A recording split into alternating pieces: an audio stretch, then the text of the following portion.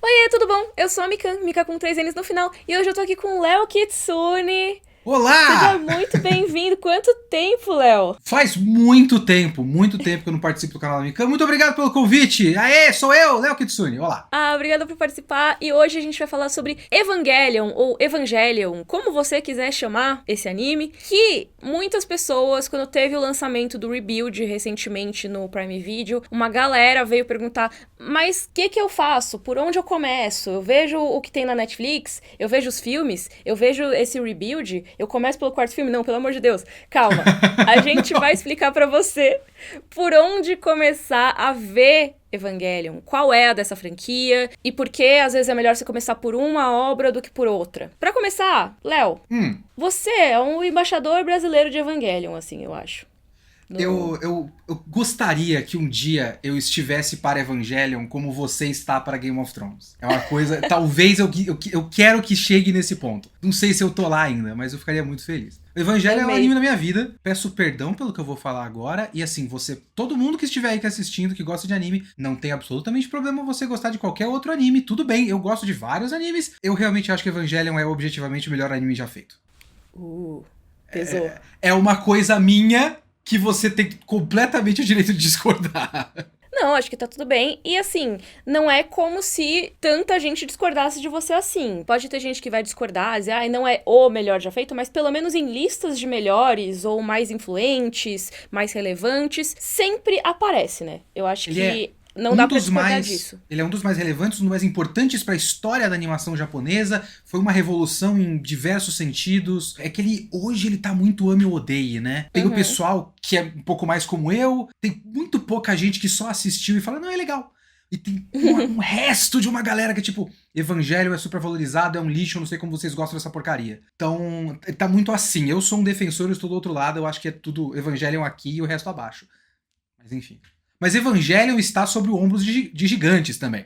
Evangelion é a evolução desde coisas que vieram no Gundam. Evangelion é uma série de referências a Ultraman, a Godzilla, filmes de kaiju, um monte de coisa que o Hideaki Anno gosta, Yamato. Então não é como se Evangelion fosse uma ilha na história da animação japonesa. É a evolução e o pináculo de um monte de coisas que aconteceram até lá. É que eu realmente acho que é simplesmente perfeito. Mas eu acho que qualquer obra que é considerada uma obra-prima ou uma obra extremamente influente, ela não surge do nada, ela também é feita em cima de outras obras que influenciaram, né, a existência dela. Mas vamos falar o que é Evangelion, pro pessoal que não conhece, quem nunca ouviu falar, ou só viu a galera comentando e tá, mas qual que é desse anime? Que é isso?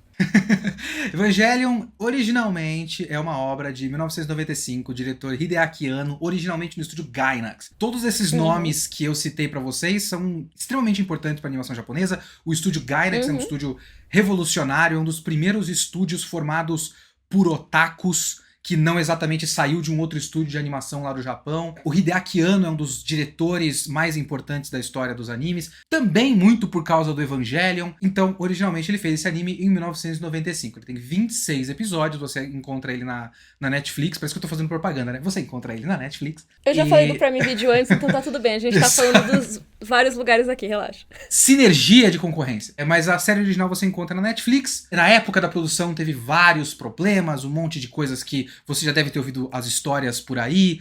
E aí tem um filme que conclui, vamos dizer assim, a história. É uma franquia que começou aí, deu em um monte de outras coisas. Tem uns vídeos por aí muito legais com, tipo, se você pudesse viver um dia inteiro só com produtos Evangelion no Japão, você conseguiria, porque é uma máquina de fazer dinheiro, o que para mim é um ponto negativo da coisa, mas pessoas estão ganhando dinheiro com isso. E depois disso, anos depois disso, foi feita essa série que vocês agora podem conferir na Amazon, que é a série de filmes, a quadrilogia do Rebuild, a reconstrução, remake, reboot, etc. Ou talvez outras coisas do Evangelion. Então, Evangelion é uma série de mecha, o que é uma coisa controversa no meio dos fãs de mecha, que são os robôs gigantes. Uhum. Então você tem aí o Gundam, que é uma grande inspiração pro Evangelho. Você tem outros robôs tipo Mazinger Z, ou Gurren Lagann, Code Geass. São todas séries com robôs gigantes. Ele está nesse gênero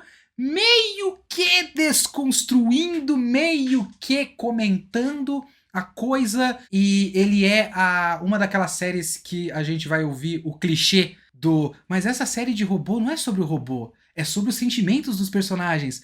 O que é basicamente toda a série de robô gigante, não é sobre o robô. Sim. Surpresa pra você? É basicamente como se toda história não fosse sobre os sentimentos dos personagens. Né? Meu Deus do céu. Mas Evangelion é muito sobre a psique dos personagens, os problemas interpessoais, os problemas psicológicos desses personagens. Ele tem aquele final absolutamente maluco que eu amo e que é a parte de Evangelion que é mais ame ou odeie, né? Uhum. Porque ou você curte ou você acha que é uma das piores coisas que já colocaram numa tela de televisão. Eu acho que talvez o final do anime original de Evangelion talvez seja mais popular, assim, mais conhecido do que o restante da história do anime. Eu acho que ele tem uma força de meme muito grande, né? O final é um meme. A gente não vai falar o final aqui, obviamente, tá, pessoal? Mas, assim, ele tem uma força de meme. Outros memes, por exemplo, a pose do Gen, do Ikari, o Entra no Robô Shinji. Todas essas coisas que acabam fazendo o anime se tornar essa coisa tão básica da cultura pop sem a pessoa nem ter assistido, né? Exato. O Evangelho é uma das coisas que depois de você ter assistido uns certos animes, que você começou no mundo do anime e você assistiu algumas coisinhas, você meio que obrigatoriamente tem que chegar no Evangelion, porque é uma parte fundamental da indústria e da cultura. Mas isso que você falou é muito interessante, porque o final realmente é um grande meme, é muito compartilhável, digamos assim, é muito icônico também, muito icônico, e eu acho que ele é tão icônico que às vezes as pessoas devem até entrar na série e achar estranho como ela é por todos os primeiros 13 episódios, mais ou menos. Porque a primeira metade de Evangelion é basicamente o menino, o Shinji, que foi chamado pra Tóquio 3 no meio de um ataque de monstro, os anjos, e é obrigado pelo pai dele a pilotar o robô gigante que é o Eva. Ele não quer, ele recusa várias vezes, mas ele pilota. Os primeiros 3 episódios são chega um monstro, ele luta, chega um monstro, ele luta, chega um monstro, ele luta.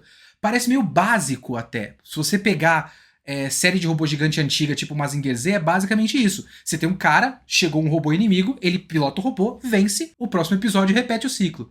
Evangelion, metade dele é isso. A outra metade é uma completa e absoluta loucura.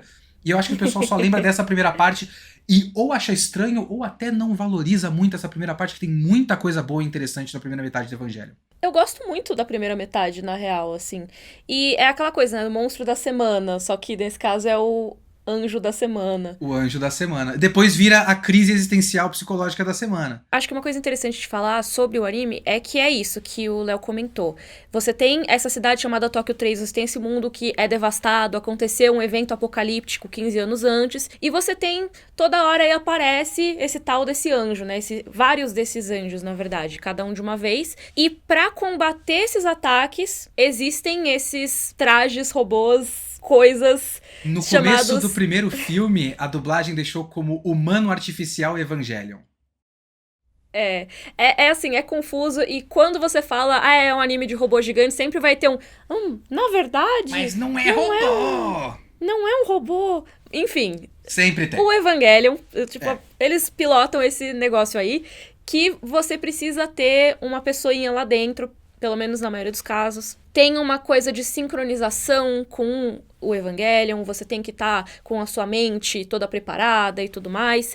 Se você já viu Círculo de Fogo, você talvez vá achar que Evangelion copiou, mas não é o caso. É só que é muito provavelmente uma inspiração muito forte, tá? O Guillermo Del Toro é um fã de Evangelion, até onde eu sei. Então você vai reconhecer, vendo esses episódios, muitas coisas que você talvez já tenha visto, homenagens ou referências, ou até influências não tão diretas, ao longo de um monte de obras da cultura pop. Então tá, a gente entrou aqui um pouco nas premissas do que é essa história, mas por onde que a pessoa começa a ver, né? Você acha que a pessoa deve começar pelo desenho de 95, com 26 episódios? Se ela deve começar pelo Rebuild of Evangelion, que é o mais recente? Se ela deve começar pelos Death and Rebirth e End of Evangelion, que são os filmes que foram lançados entre essas duas coisas, pelo mangá, pelos mangás, né, porque tem mais de um. O que acontece? O que a pessoa faz? Vamos lá. Não é tão complicado quanto parece. A resposta simples é: pegue pelo episódio 1 do anime de 95. Ponto. Essa é a resposta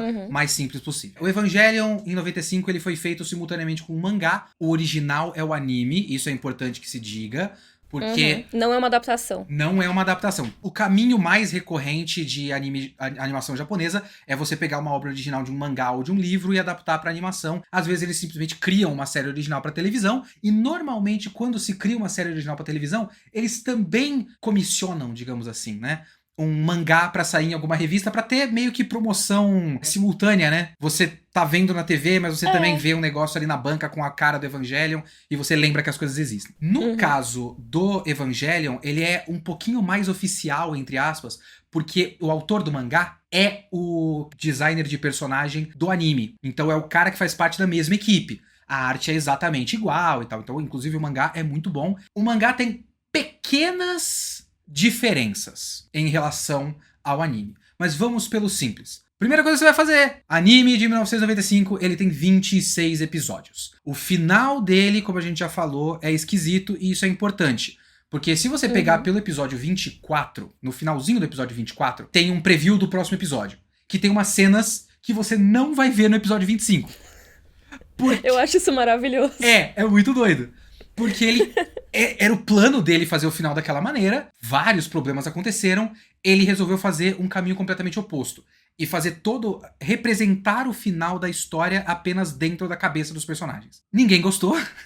Um monte de gente mandou carta e e-mail pro Hideaki Anno naquela época, ameaças de morte e tudo mais.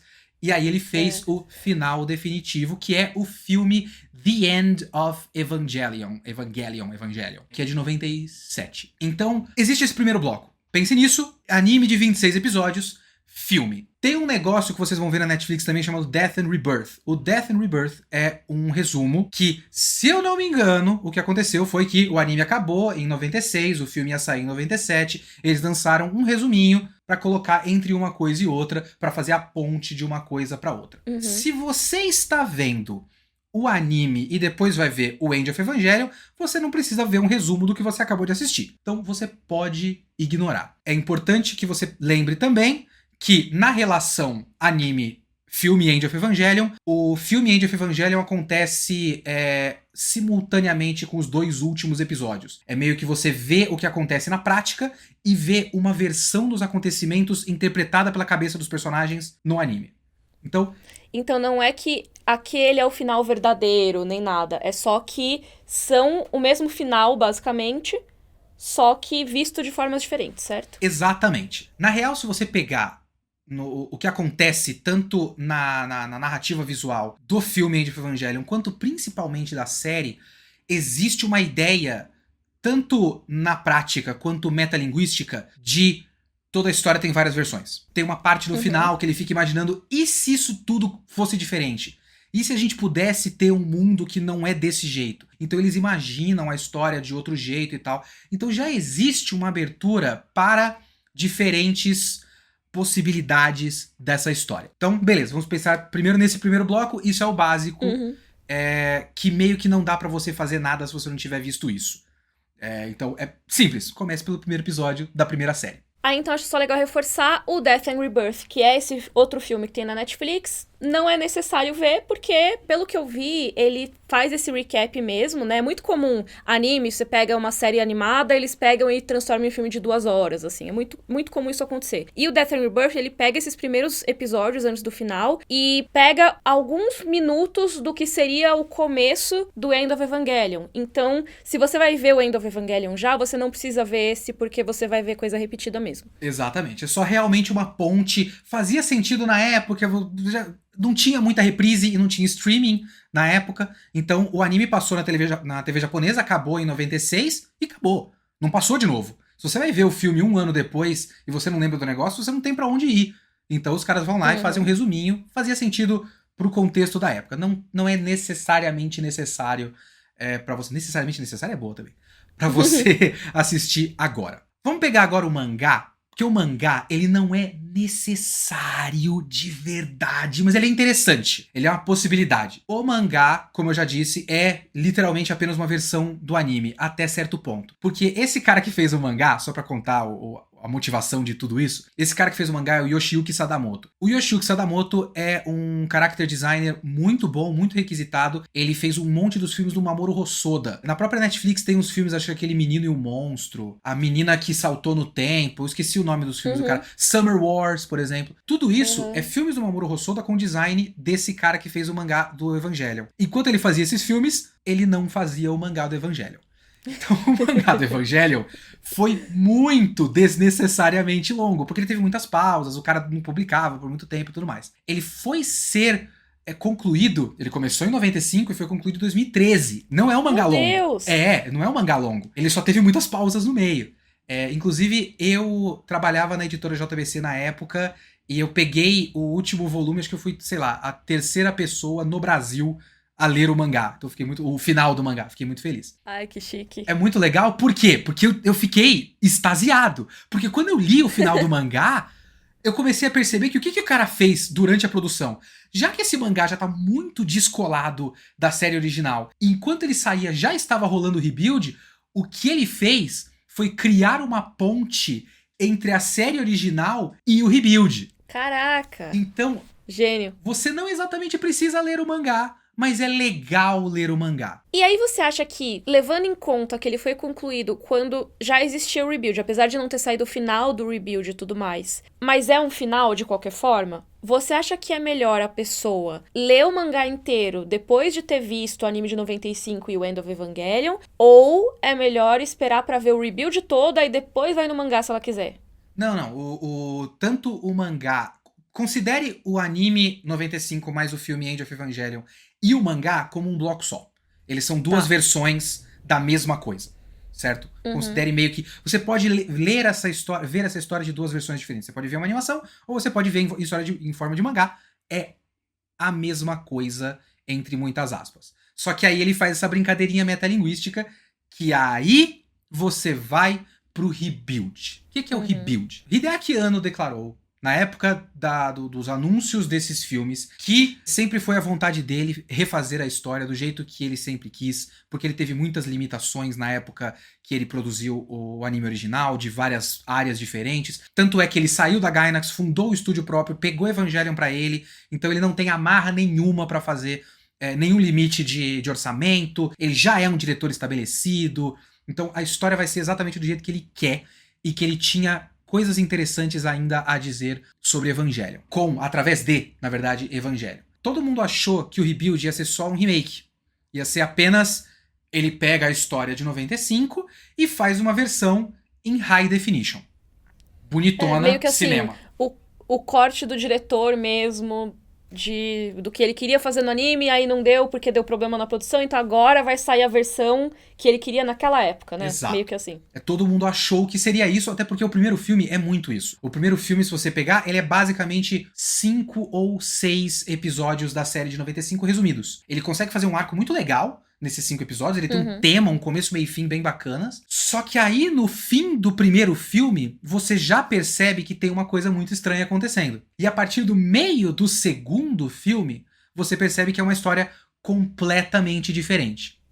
Então, nossa, assim, dá uma virada assim, você fica, eita, não era assim. Exato. Eu não lembro disso aqui, não. Eu até fui checar, nossa, deixa eu olhar de novo o anime aqui pra ver se era isso mesmo. Não, ele pega você completamente do contrapé, assim, completamente. Porque o começo do segundo filme ainda é mais ou menos a continuação da história. Chega a Asuka, chega o Eva 2 e tal. E você tem mais ou menos a mesma história, aquela luta do Eva 2 vermelha em cima dos navios do meio do mar. Se eu não me engano, tá tudo lá. Eu acho que tá tudo lá. Só que aí a história começa a degringolar e você começa a não entender absolutamente mais nada, porque é Evangelion, é parte da experiência. E a história é completamente diferente. É difícil falar nesse ponto, porque aí seria até meio que spoilers. O que eu posso dizer pra vocês é que, o rebuild não é um remake. Não é a mesma história. E 2, eu considero que, se você quiser, dá pra você ver os rebuilds independentemente. Ele começa a história, ele não pega do meio. Sabe? Ele não pega. Você tem o mesmo começo do episódio 1. Um menino chega numa cidade, tem um ataque de monstro, ele é levado pra um bunker e ele pilota um robô. A história começa daí. Tem um começo. Dá pra você ver independentemente. É muito melhor se você tiver visto o anime antes. O anime Sim. E o End of Evangelion. Pra mim, a ordem ideal é 26 episódios do anime, End of Evangelion, 4 filmes do Rebuild em ordem, obviamente. Filme 1, filme 2, filme 3, filme 4. O filme 3.0 mais 1.01.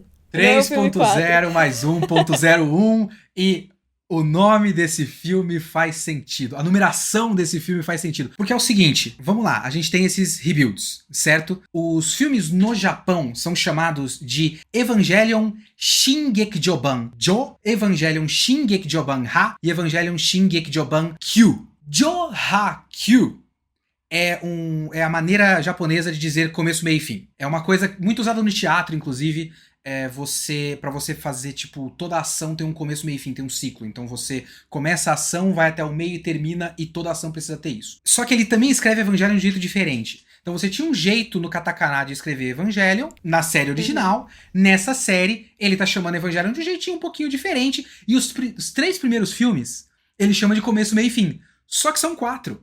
Como é que ele pode chamar de começo, meio e fim e ainda ter um quarto? É aí que vem o fato de ele chamar o último filme de 3 mais 1. Ele não é o 4º filme. Teve 3 filmes, agora tem o 3 e é o último passo da história, que é mais um passo. Não é parte daquela história, é um novo ciclo. Só que esse último filme, ele não tem esse Jo-ha-Kyu. Ele tem um símbolo que não tem pronúncia, sinceramente. É um símbolo de notação musical chamada ritornello. Ritornello é um símbolo que você coloca no fim, se eu não me engano, de uma partitura pra você voltar pro começo. Então você tem o último filme que não é o 4 final. Ele é o 3 mais 1, recomeço. Sim. Então você tem que pensar nessas coisas quando você estiver assistindo o rebuild do Evangelion. Faz total sentido.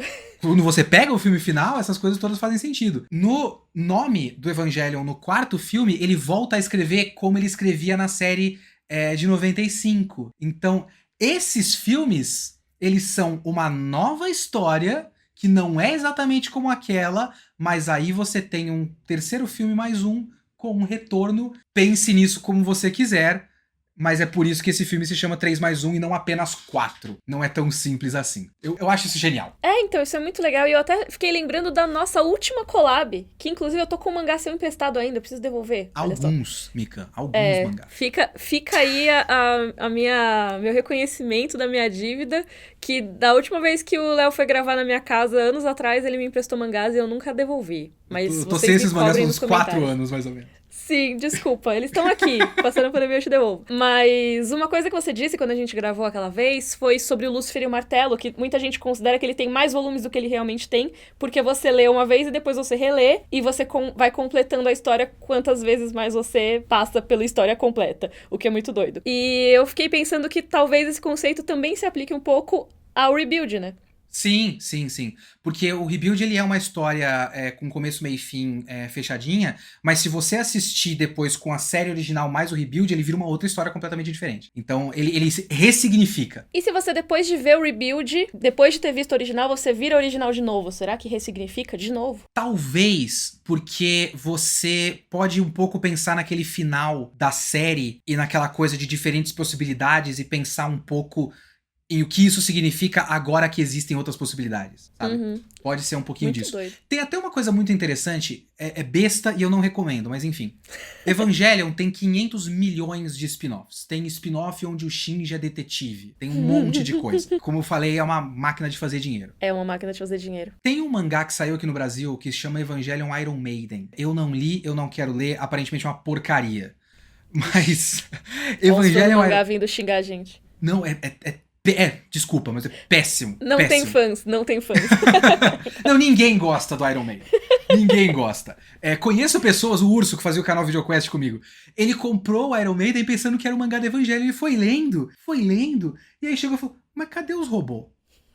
Porque o Iron Maiden é um mundo sem Evangelions. Eu vou deixar a ideia de mundo sem Evangelions pra vocês assistirem os 4 filmes do Rebuild. E aí, de repente, o Iron Maiden fica interessante. Eu não vou ler pra conferir, mas de repente fica interessante. Pelo menos a premissa parece atrativa. Pelo menos a premissa agora faz até um pouco mais de sentido. Cara, mas então, resumão. Anime, 95, End of Evangelion, 4 filmes. E aí, se você tiver muito afim, se você tiver curtido muito, você pode revisitar as outras coisas aí da obra, pode talvez ler o mangá pra ter uma perspectiva diferente, ler o Iron Maiden. Pode, por que não? Não, Mas brincadeira. é basicamente isso. Se você no meio do rebuild olhar uma menina de óculos e falar, quem é essa? Mari é o nome dela. Quem é essa menina? Vale uma conferida no mangá também. Vou deixar isso aí pra vocês. Cara, isso é uma boa, porque quando eu fui uma vez no parque que tem lá no Japão chamado Field Kill Highland, ele tem uma área de Evangelion lá. Só que ela é toda focada no rebuild. Então, eu não tinha visto o rebuild ainda quando eu fui lá. Você viu aquela mina de óculos? Quem é essa mina? Tipo, o que tá acontecendo? De onde saiu? Aí falaram, não, é a personagem nova do rebuild. Mas eu confesso que até no filmes eu fiquei meio...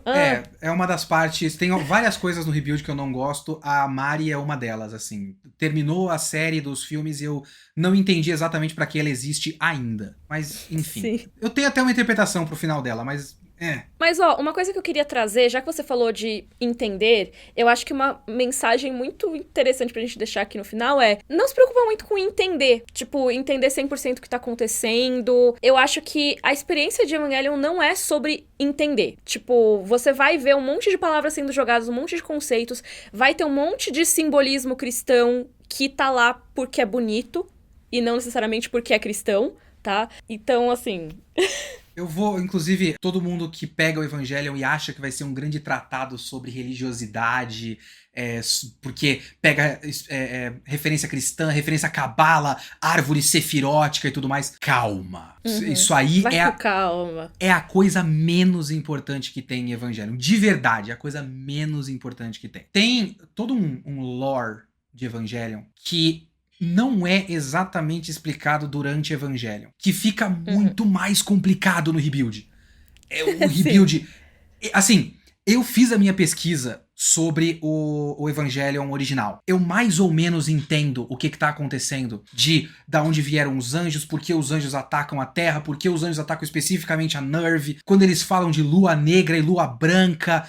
Essas coisas você só vai saber se você... Eu juro pra vocês, tem partes oficiais da mitologia de Evangelion que são... O único lugar oficial onde isso foi lançado é ou um livreto que você conseguia no Japão quando foi lançado o filme em 97, ou arquivos especiais que você acessa no jogo de Nintendo 64. Eu juro pra vocês. E eu digo isso não porque, isso é ruim. Eu digo isso pra, não se preocupa, se tá nesse lugar é porque não é tão importante assim pra história. O que é importante é você entender como funciona a cabeça do Shinji, quais são as ideias que são tratadas a partir da cabeça do Shinji e da cabeça dos outros personagens. Talvez seja mais importante você entender como era o Japão no meio dos anos 90 do que cabala e ficção científica. Total, é muito mais sobre sentimentos, sobre até o visual, né? Eu acho que uma das maiores vantagens do Rebuild, por exemplo, além de toda a questão de ser uma nova interpretação da história, é que é um negócio bonito de assistir, assim, é um espetáculo. Você fica vendo, às vezes,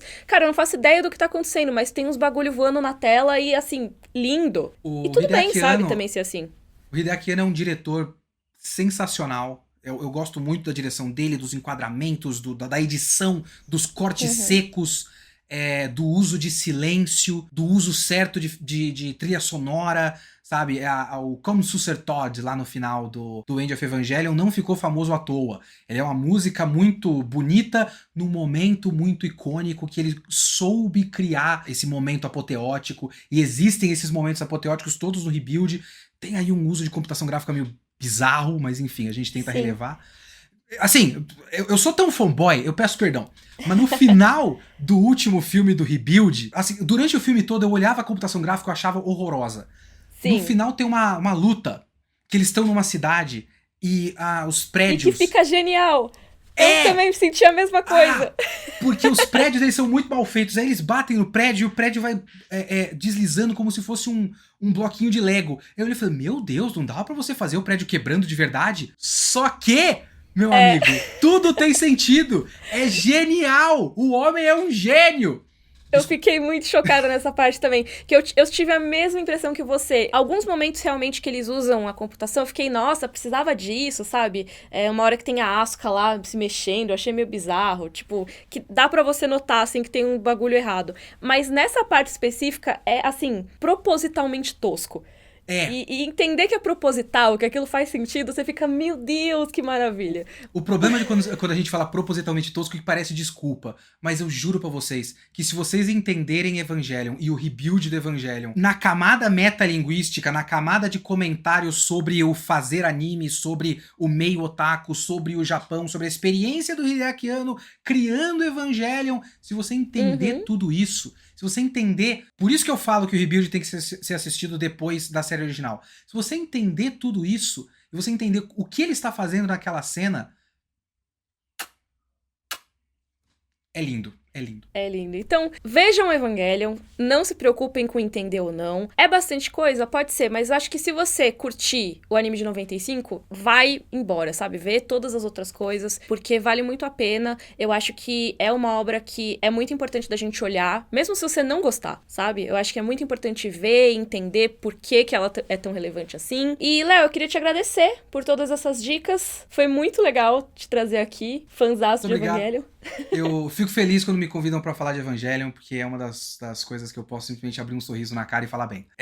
Porque é o anime da minha vida. Eu sempre falo que Evangelion... Eu estou aqui hoje porque um dia eu assisti os episódios 25 e 26 de Evangelion e aquilo simplesmente mudou a minha cabeça pra sempre. Muito obrigado pelo convite. Se vocês quiserem me acompanhar em outros bagulhos, tem o meu Twitter e também tem o meu podcast. É o Kitsune da Semana, é meu podcast solo, onde eu falo sozinho por 1 hora. E quando esse vídeo sair, eu espero que já tenha saído o meu primeiro podcast sobre o Rebuild. Eu vou fazer um episódio sobre os filmes 1, 2 e 3 e um episódio sobre o filme 4 especificamente. São os meus próximos 2. Eu espero que o primeiro desses já tenha saído quando esse vídeo sair. Então vamos lá escutar tudo que eu falei sobre o Evangelho. Vão sim. Vai ter todos os links aqui na descrição. E se você já tiver vindo do futuro, provavelmente já vai ter todos os episódios também lá e vão ouvir todos, beleza? Tomare. Comenta aqui embaixo qual seria a sua ordem proposta pra ver Evangelion ou qual dessas versões você prefere. Qual que é a sua preferida aí? Comenta. E se você gostou, por favor, curte o vídeo, assina o canal. Um beijo e até a próxima. Tchau, tchau. Falou!